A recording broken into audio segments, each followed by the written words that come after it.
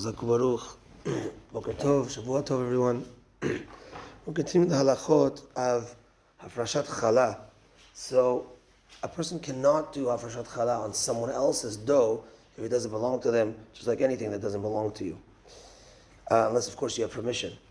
Now, let's say, so now the Beracha for Hafrashat Challah, Baruch Atah Hashem, Elokeinu melech haMashiach Yiddishanu V'tzitav Tzivanu Le'afrish Challah Teruma.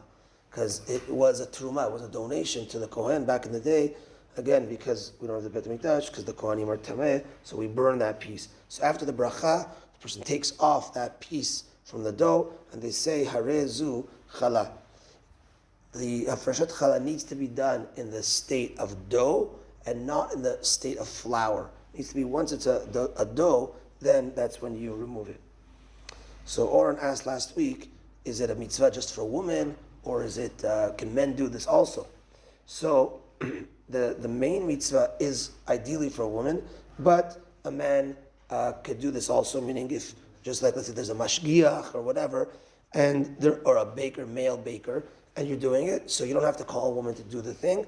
A man can do the mitzvah of Hafrashat Challah as well, but it's mainly for the woman, as we see Avraham Avinu tells Sarai Menu, when the guests come, Lu shiva siugot, make the, knead and make the bread, right? Make the dough, make the cookies. So it wasn't for the man, it was for her to do it. So there's more of a connection to a woman mitzvah. But technically, a man can do this mitzvah.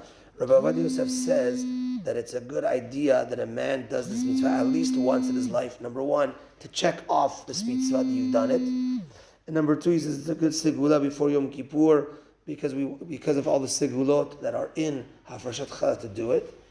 And he says for a woman, she should ideally do it at least once a year. Meaning, Hafrashat Challah is not like, let's say, tefillin. Tefillin, a man has an obligation every single day to put on tefillin. Whereas a woman doesn't have an obligation every single week on Friday to do Hafrashat Challah.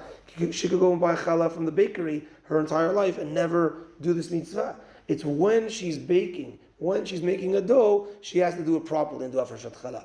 So therefore, Rabbi Yosef says, but still, a lady should try doing this at least once a year to do the bracha of Challah, to do this amazing mitzvah with all the sigulot that are attached to it. Can you do cookies with that too? Instead of just... Yeah, it doesn't have to be, exactly. It doesn't have to be for bread. It doesn't have to be for bread, yeah. And even if you're making, let's say, cookies lechatchila, I'm making cookies, but it's a wheat dough, it's a bread dough, it has to need challah as well. Where do you burn it? How do you burn it? Okay, so we didn't get there yet, but you could, you take it, put it in a piece of foil, and just put it in the oven on broil until it becomes totally hard and charred, etc. Then you could throw it away. You could put it in a barbecue as well, but you want to wrap it because there is it could be considered maybe there's midirabanan. It could be considered that it itself is asur to eat, and if that touches other things, etc. So we wrap it in foil, keep it in the oven, or put it in the barbecue. Yeah. Okay, that's that for today. Minichat tonight and all week, 4:30, 5 minutes earlier than last week. And I understand there's breakfast today. It's happening. Breakfast today sponsored by Moshe Ben Yair in honor of Oren Suisa and in honor of the whole Kal Kadosh. Everyone's invited for breakfast after Tefillah. Have a good day, everyone. Tana Deviliel.